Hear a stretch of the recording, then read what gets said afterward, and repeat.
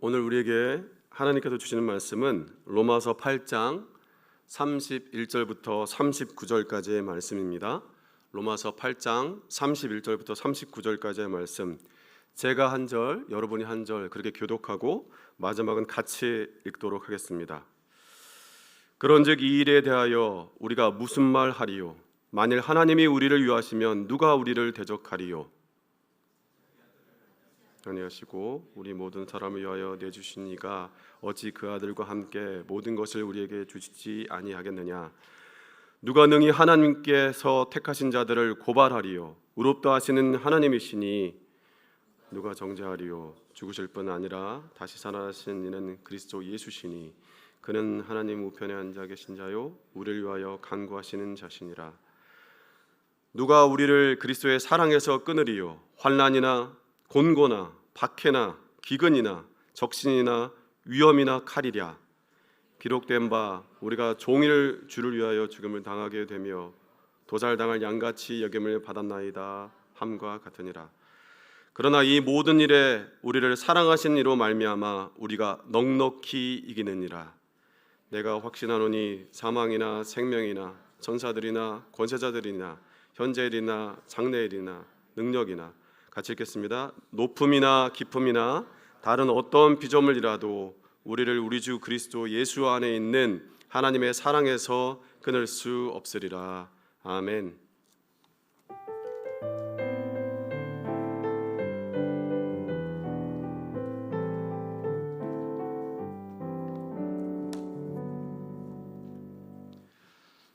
여러분도 잘 지내시죠?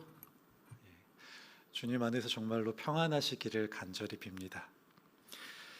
이번 지난주부터 이번 주까지 높은 뜻 덕소 교회는 한반도 선교 주간을 보내고 있습니다.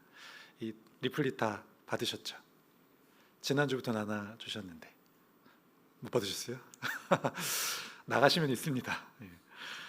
제가 5가지 기도 제목이 적힌 이 리플렛을 받았을 때 참 좋았습니다. 좋았던 이유가 있었는데, 북한 주민과 북한 이주민, 이탈 주민에 대한 기도 제목뿐만 아니라 한반도 복음화, 그리고 우리 교회, 그리고 지금 세대를 위한 기도 제목이 함께 있었기 때문입니다. 저는 여기 적혀 있는 이 5가지 기도 제목이 따로따로 떨어져 있지 않고 함께 연결되어 있다고 생각을 합니다. 사실 2주 전에 신혼부부들의 모임인 어울림에서 이 오대식 목사님의 너무 요란하게 믿지 않기라는 주일 설교를 듣고 이야기를 나눈 적이 있습니다. 원래는 3나눔 시간이었는데 어찌어찌 하다 보니 목사님 설교와 연계하여서 한국 교회에 어떤 문제가 있는지, 우리들은 어떻게 느끼고 있는지, 그리고 이것을 어떻게 해결해야 할지에 대한 이야기가 오고 갔습니다. 마침 그날 교회에 제가 도착을 했는데 보니까 교계신문인 이 기독공보가 있어서 한번 슬쩍 이렇게 봤더니 여기에 설문조사 내용이 하나 있었습니다. 어떤 내용이었냐면, 한국의 20대는 아예 교회 나올 생각을 하지 않고 30, 40대는 교회를 다녔으나 떠나는 비율이 높아지고 50대 이상만 관습처럼 교회를 나온다 하는 설문조사 결과였습니다. 이에 대한 내용도 이 어울림에서 함께 나누기도 하였습니다. 어울림이 매번 이렇게 한국 교회를 걱정하면서 진지하게 이야기를 나누지는 않지만 이날은 이 주제로 이야기와 기도를 이어가게 되었습니다. 단순한 문제는 아니지만 사회 그리고 경제가 급격하게 성장하면서 교회에 사람이 많아지고 규모가 커지니 돈과 권력이 생기게 되고, 이를 악용하는 교회와 또 교회 기득권 세력들, 그리고 성도들의 무관심이 지금의 이런 상황을 만든 것이 아닌가라는 생각을 하게 되었고, 기독교의 원래 가치와 정신이 변질되어 조금 이상하게 변한 또 다른 한국 종교가 생긴 것은 아닌가 하는 이야기도 하게 되었습니다. 저는 이를 한마디로 기독교의 매력이 떨어졌다, 기독교의 매력이 없어졌다라고 표현하고 싶습니다. 어쩌면 조금 불경한 이야기일 수도 있지만 저는 기독교는 응당 매력적이어야 한다고 생각합니다. 기독교는 아직 예수 그리스도를 몰라 백지와 같은 사람들에게도 매력적으로 보여야 하고, 이미 예수 그리스도를 알고 믿고 체험한 사람들에게도 매력적이어야 한다고 생각합니다. 왜냐하면 기독교는 진심으로 매력적인 종교이기 때문입니다. 단순히 좋은 논리를 가지고 있고 높은 가치를 이야기하며 문제를 해결해 주는 기능을 넘어서 이 세상의 창조와 마지막, 우리 인생의 시작과 끝, 그리고 눈에 보이는 것과 눈에 보이지 않는 모든 것을 알고 계시며 이 세상을 주관하시고 이끌어 가시는 그 창조주 하나님께서 우리를 얼마나 사랑하시는지에 대해 매우 구체적으로 알려주는 종교가 바로 기독교라고 생각하기 때문입니다. 오늘 우리가 읽은 로마서는 이러한 기독교의 매력에 대해 아주 잘 설명해 주는 성경이라고 생각합니다. 특히 오늘 우리가 읽은 이 8장의 말씀은 기독교 매력의 진수를 알려주고 예수 그리스도를 믿는 이들이 어떤 사랑을 받은 자들인지에 대해서 정말 잘 표현해 주고 있다고 생각합니다. 저와 여러분들이 다시 한번 매력적인 기독교, 그리스도인의 진짜 매력에 대해서 생각해 보면 좋겠습니다. 그렇게 우리가 기독교의 매력을 회복하고 또한 한반도 복음화를 위한 그리스도의 향기가 되기를 간절히 소망합니다. 아시다시피 로마서는 서신서입니다. 서신서는 편지 형식으로 되어 있는 성경이라는 뜻입니다. 편지를 쓸 때는 다 이유가 있겠죠. 그냥 편지를 쓰지는 않습니다. 많은 사람들이 로마서는 이신칭이 믿음으로 말미암은 의, 믿음으로 구원에 이른다에 집중하다 보니 로마서의 배경에 대해 조금 소홀히 여기는 경향이 있습니다. 사도 바울이 왜 믿음으로 말미암은 의를, 이 이신칭의를 강조했는지 이에 대해 아는 것은 로마서 전체를 이해하는 것에 되게 중요하고, 또 로마 교회 상황과 바울의 상황을 보면 이를 완벽히는 아니어도 대략적으로 유추할 수 있습니다. 여러분, 디아스포라 많이 들어보셨죠? 여러 이유로 유대인들은 세계 각지에 흩어져 살고 있었습니다. 예수님이 계실 당시 로마에도 이 유대인들이 로마에 살고 있었는데 크게 세 가지 부류가 살고 있었습니다. 유대인 사회는 다양하고 복잡한 모습을 띠고 있었는데, 첫 번째는 이스라엘에서 포로로 끌려가서 로마에 살고 있는 유대인들이 있었고, 또 오래전부터 로마에 살고 있어서 헬라말을 쓰고 있던 이 헬라파 유대인이 있었습니다. 그리고 이방인이었지만 유대교를 믿는 이방인이 이 공동체가 또 있었습니다. 이런 공동체가 이 회당에서 함께 모여서 예배를 드리고 있던 상황이었습니다.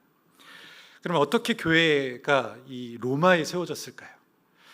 로마의 교회는 예수님께 승천하신 후 첫 번째 오순절 이후에 세워졌다고 다들 알고 있습니다. 로마의 경건한 유대인들이 그 당시에도 멀리 떨어져 있지만 예루살렘에 가서 제사를 드리는 것이 이 경건한 유대인들의 특징이었는데, 그곳에서 예배를 드리다가 베드로의 설교를 듣고 회심한 유대인들이 있었습니다.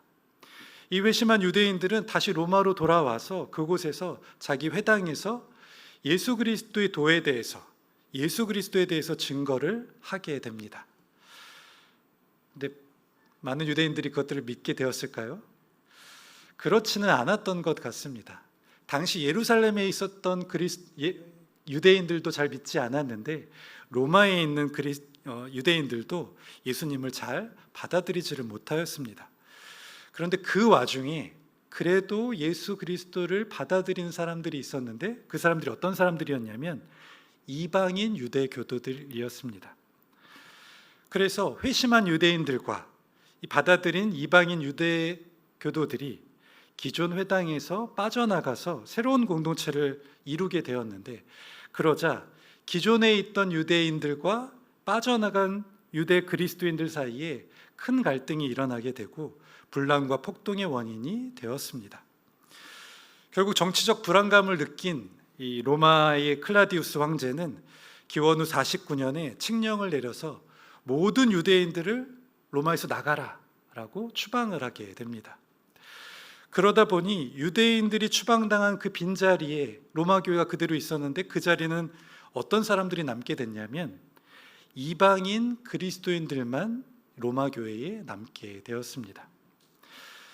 기원 후 54년 클라디우스 황제가 죽자 로마인들이 다시 조금씩 이렇게 로마로 돌아오게 되었는데, 그럼에도 불구하고 이미 이 로마 교회에서는 이방인 그리스도인들이 다수가 되어 있었고, 교회 지도력이나 신학 사상에 있어서 주도적인 영향력은 이방인 그리스도인들이 이 행사를 하고 있었습니다. 이런 상황이 지속되자 유대 그리스도인과 이방 그리스도인의 갈등, 예를 들어서 할례와 율법을 지켜야 구원을 받을 수 있느냐 같은 문제들을 안에서 문제들에서 갈등을 빚게 되었고, 여기에 덧붙여서 믿음이 약한 자와 믿음이 강한 자의 갈등, 오래 믿어온 자와 얼마 되지 않은 믿음이 약한 자들의 갈등 등이 로마 교회에서 계속해서 일어나게 되었습니다. 이것이 바로 로마 교회의 상황이었습니다. 이때 편지를 쓰게 된 바울의 상황도 중요한데, 바울은 동방 선교를 마치고 서방 선교에 착수하려던 시점이었습니다. 서유럽 선교의 전략적인 요충지로 이 로마 교회를 선택하고 그들의 도움과 지원을 받아서 선교를 하려고 했던 바울은 로마 교회에 있는 유대 그리스도인과 이방 그리스도인들 사이에 이 반목이 심화되어서 교회가 하나 되지 못하게 되었다는 소식을 듣게 되고 이를 해결하고자 합니다. 특히 그들에게 필요한 복음을 전함으로써 이들이 하나 되고 거룩한 백성이 되기를 간절히 원했습니다. 또한 한 가지 목적이 더 있었는데, 이 당시에 예루살렘 교회에서 공의회가 열리는데 그곳에서 벌어질 신학적인 논쟁을 준비하는 의도도 한 가지 더 있었습니다. 예루살렘 사도회의에서 다시 한번 기독교 복음의 진리를 확인하고 유대교회와 이방교회가 하나의 기초 위에 세워졌다는 것을 재천명하기 위해서 자신의 신학적인 입장을 체계화하고 요약하던 시점이었습니다. 이것이 바로 로마 교회의 상황이었고 바울의 상황이었던 것입니다. 저는 이 로마서의 배경에 대해서 공부를 하면서 로마 교회의 상황이 꼭 한국 교회의 상황과 같다는 생각을 하게 되었습니다. 예루살렘에서 멀고 먼 이 이방 땅에 놀라운 하나님의 은혜로 교회가 세워지고 복음을 접하게 되어서 그 복을 누리게 되었지만, 여전히 옛사람의 본성과 욕심을 버리지 못하고 서로 높아지려 하고 자신의 방식대로 하나님을 섬기려 하는 이 로마 그리스도인들이 21세기 한국 땅에 사는 한국 그리스도인들과 같아 보였기 때문입니다. 하나님의 기준이 아니라 세상이 이야기하는 기준에서 조금이라도 낙오할까 봐 안절부절하지 못하는 모습, 소유에 대한 욕심을 버리지 못해 끝까지 집착하고 눈에 불이 켜진 모습, 세상의 부와 권력과 지위 등 겉으로 보이는 모습이 하나님 앞에서의 높고 낮음이라고 착각하는 모습 등등, 하나님께서 말씀하신 적 없는 기준을 자기 마음대로 해석하고 가져와 지키려 하는 모습이 꼭 한국교회 우리들의 모습과 겹쳐 보였기 때문입니다. 뿐만 아니라 더 나아가서 자기 방식을 남에게도 강요하면서 경쟁하고 싸우는 신앙생활을 지켜보니 오리지널 기독교와는 다른 이상한 종교 생활을 하게 되는 것 같다는 생각도 하게 되었습니다. 가장 큰 문제는 이러한 변질된 기독교와 기독교인들은 세상 사람들이 보아도 전혀 매력적이지 않은 종교이자 함께하고 싶지 않은 사람들인 것입니다. 사도 바울은 이러한 상황에서 로마 교회와 로마 그리스도인들을 어떻게 중재하고 있을까요? 바울은 어떤 방식으로 이들을 하나 되게 하고 무엇을 이야기하여서 이들이 본질로 돌아오도록 설득하고 있을까요? 사도 바울은 세상의 기법을 사용하거나 사람의 능력으로 해결하려고 하지 않고 오직 기독교의 본질적인 매력에 대해서 이야기하고 있습니다. 유대인이나 헬라인이나 중요한 것이 아니라 믿음으로 의롭다함을 받아 성령님과 함께하는 것이 기독교의 진짜 매력이고 본질이다 라고 이야기하고 있습니다. 오늘 바울은 이 본문을 통해서 기독교의 매력 5가지를 우리에게 들려주고 있습니다. 바로 8장 31절부터 39절까지의 말씀인데, 조금 특이하게도 이 5가지 모두 반어 의문문으로 되어 있습니다. 이 반어 의문문이 무엇이냐 하면, 물음은 형식은 물음 의문문으로 되어 있지만 답변을 요구하지 않는 강한 긍정을 이야기하는 의문문입니다. 예를 들어서 이런 것입니다. 제가 막내가 정우라는 막내를 키우고 있는데, 제가 정우에게 아빠가 정우한테 과자 하나 못 사줄까? 라는 반어 의문문은 제가 막내 아이에게 과자를 사줄 수 있다는 뜻입니까? 아니면 사줄 수 없다는 뜻입니까? 이것은 당연히 사줄 수 있다는 뜻이고 넉넉히 사줄 수 있다는 뜻입니다. 심지어 대답도 필요치 않은 의문문입니다. 오늘 바울은 반어 의문문을 써서 기독교의 참된 매력, 하나님의 넉넉하고 충분한 사랑이 어떤 것인지를 이야기하려고 합니다.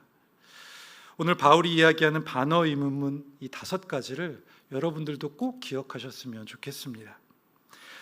첫 번째 반어 의문문은 31절 말씀입니다. 제가 읽어드리겠습니다.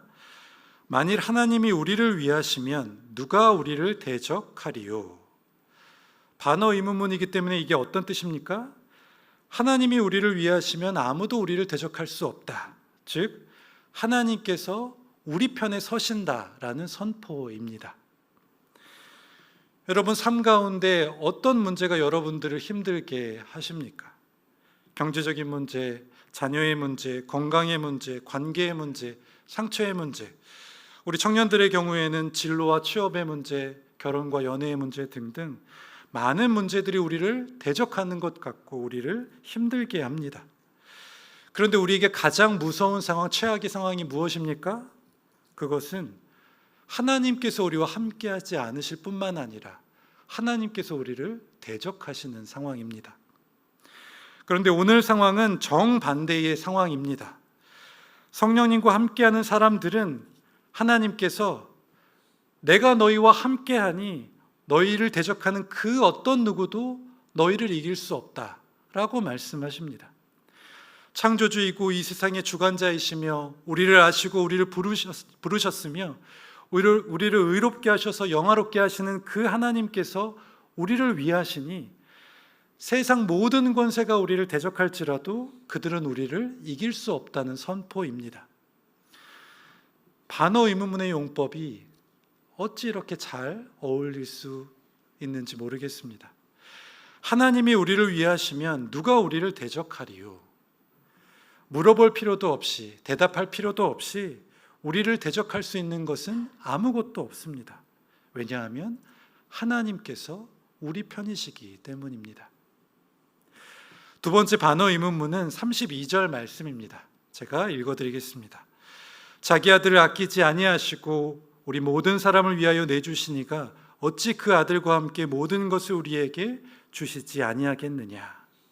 즉 하나님께서는 우리에게 모든 것을 주시는 분이시라는 뜻입니다.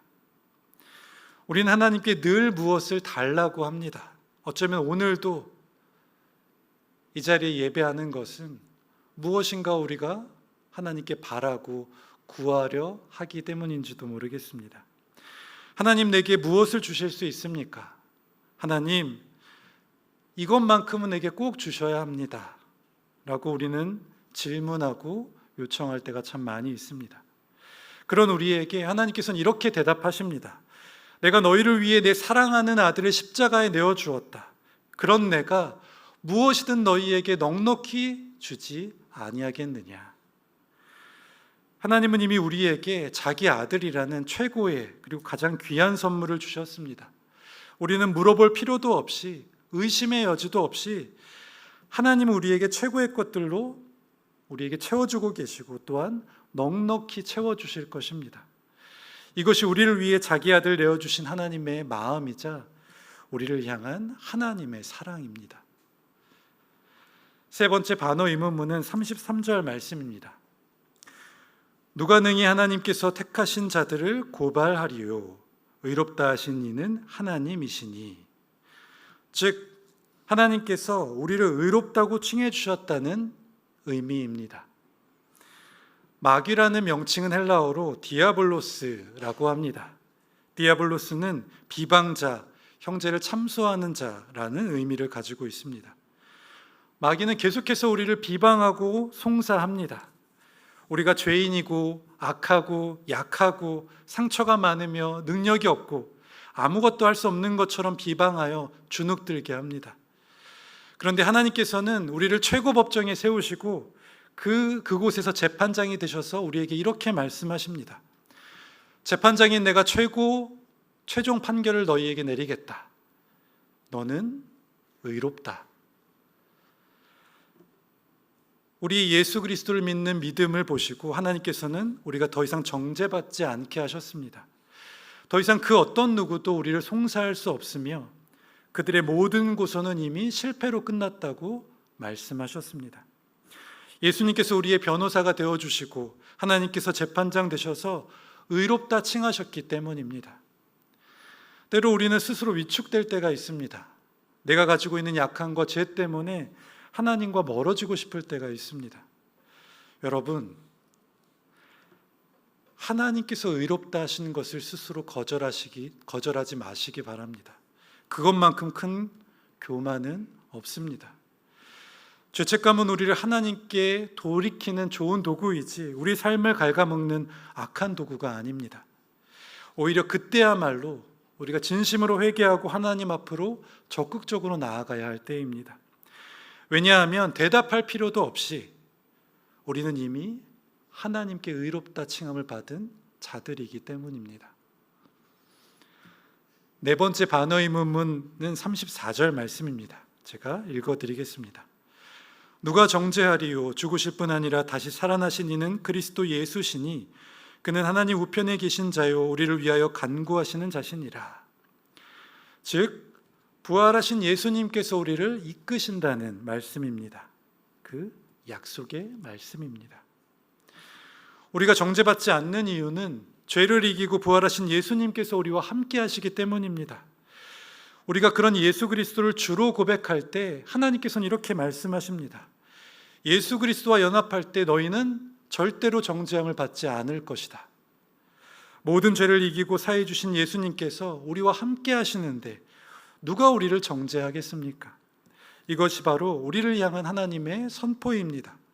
그런데 여기서 그치지 않고 부활하신 예수님께서는 계속해서 우리를 위해 간구하시고 우리가 죄와 죽음의 삶에서 벗어나게 하십니다. 우리와 함께 하시는 예수님께서는 우리를 정죄받지 않게 할 뿐만 아니라 그 삶에서 벗어날 수 있도록 계속해서 돕고 계시고 앞으로도 계속 도와주실 것이며 우리를 언제나 이끌어 가실 것입니다. 우리는 대답할 필요도 없이 예수 그리스도만 믿고 따라가면 됩니다. 다섯 번째 반어 의문문은 35절 말씀입니다. 제가 읽어드리겠습니다. 누가 우리를 그리스도의 사랑에서 끊으리요? 환난이나 곤고나 박해나 기근이나 적신이나 위험이나 칼이랴. 즉, 이 놀라운 사랑이 영원할 것이라는 선포입니다. 여러분, 이런 하나님의 사랑을 누가 끊을 수 있겠습니까? 마지막 반어 의문문에서 바울은 그 어떤 누구도 끊을 수 없다고 이야기합니다. 그것이요 가난과 부족함과 고통과 고난과 외로움과 절망과 심지어 죽음일지라도 절대로 우리를 그리스도의 사랑에서 끊을 수 없다 이야기합니다. 37절이 반어 의문문을 잘 풀어서 대답해 주고 있습니다. 제가 37절 말씀을 읽어드리겠습니다. 그러나 이 모든 일에 우리를 사랑하시는 이로 말미암아 우리가 넉넉히 이기느니라. 대답할 필요도 없이 우리는 끊어지지 않는 영원한 하나님의 사랑으로 말미암아 넉넉히 이기는 사람들입니다. 오늘 로마서의 다섯 말씀은 이 다섯 개의 반어 의문문은 예수 그리스도를 주로 고백하여 성령님과 함께 누릴 수 있는 가장 큰 복에 대한 이야기이고 놀라운 하나님의 사랑, 기독교의 진짜 매력에 대한 이야기입니다. 그리고 바울은 이 다섯 반어 의문문의 결론으로 38절, 39절 말씀을 이야기합니다. 제가 이 말씀은 유진 피터슨의 메시지로 읽어드리겠습니다. 나는 절대적으로 확신합니다. 그 무엇도 산 것이든 죽은 것이든 천사적인 것이든 악마적인 것이든 현재 것이든 장래 것이든 높은 것이든 낮은 것이든 생각할 수 있는 것이든 생각할 수 없는 것이든 절대적으로 그 무엇도 우리를 하나님의 사랑에서 떼어놓을 수 없습니다. 우리 주 예수께서 우리를 꼭 품어 안고 계시기 때문입니다. 그런데 여러분, 이 5개의 반어 의문문이 어떻게 로마 교회 해결책이 될 수 있겠습니까? 38절 39절의 말씀이 이들에게 어떤 메시지로 다가왔을까요? 이 편지를 읽은 로마 교회의 교인들을 한번 상상해 보셨으면 좋겠습니다. 교회가 유대인과 헬라인으로 나누어져 갈등하고 있고 여러 가지 신앙 문제, 사회적인 문제, 관계의 문제로 반목하는 가운데 이 복음을 듣고 있는 로마 교인들 말입니다. 저는 이상적으로 이런 상상을 해보게 되었습니다. 이 말씀을 들은 예수 그리스도를 믿는 믿음이 있는 진짜 로마 교인들은 서로가 서로를 안아주었을 것 같습니다. 자신의 잘못을 고백하고 내가 이제 사랑하겠노라 이야기하였을 것 같습니다. 대답이 필요치 않은 놀라운 넉넉한 십자가의 사랑 앞에서 그들이 이야기했던 율법과 자신이 만들어냈던 그런 규칙들, 서로 높아지려고 했던 더 많은 것을 가지려고 노력했던 그 인간적인 노력들은 아무런 의미가 없고 그 어떤 것도 가치가 없다고 느꼈을 것이기 때문입니다. 왜냐하면 우리를 꼭 품어 안고 계시는 예수 그리스도 그 안에서 느끼는 사랑이 우리 인생의 본질이고 그 어떤 것도 바꿀 수 없는 귀한 것임을 그들이 알게 되었을 것이기 때문입니다. 이 놀랍고도 넉넉한 십자가 사랑이 그들과 공동체에 임할 때 로마 교회에 수많은 문제들이 있겠지만 그 문제들이 눈 녹듯 해결되었을 것이고 더 나아가 로마 교회가 서방 선교의 전초 기지로 준비되었을 것이라 확신합니다. 오늘 본문 38절 39절 말씀은 제가 장례 예배 때 가장 많이 준비했던 말씀입니다. 38절 39절 말씀 다시 한번 유진 피터슨의 메시지로 들려드리겠습니다. 가만히 한번 들어보셨으면 좋겠습니다. 나는 절대적으로 확신합니다. 그 무엇도 산 것이든 죽은 것이든 천사적인 것이든 악마적인 것이든 현재 것이든 장래 것이든 높은 것이든 낮은 것이든 생각할 수 있는 것이든 생각할 수 없는 것이든 절대적으로 그 무엇도 우리를 하나님의 사랑에서 떼어놓을 수 없습니다. 우리 주 예수께서 우리를 꼭 품어 안고 계시기 때문입니다. 저는 이 말씀이 참 좋습니다. 세상 마지막 날 내게 주어지는 말씀이 이 말씀이라면, 나는 떠나지만 가족들에게 남겨지는 말씀이 이 말씀이라면 저는 너무 좋을 것 같습니다. 동시에 이 말씀이 기독교의 본질과 기독교의 진짜 매력을 드러내는 말씀이라 생각합니다. 특별히 이 말씀을 가지고 살아가는 자는 사망이나 생명이나 천사나 권세자들이나 현재나 미래나 어떤 능력이나 어떤 피조물에도 흔들리지 않는 그 자존감을 가지고 살아갈 수 있다 생각합니다. 그리고 그 어떤 누구와도 연합할 수 있고 용서할 수 있으며 사랑할 수 있을 것이라 확신합니다.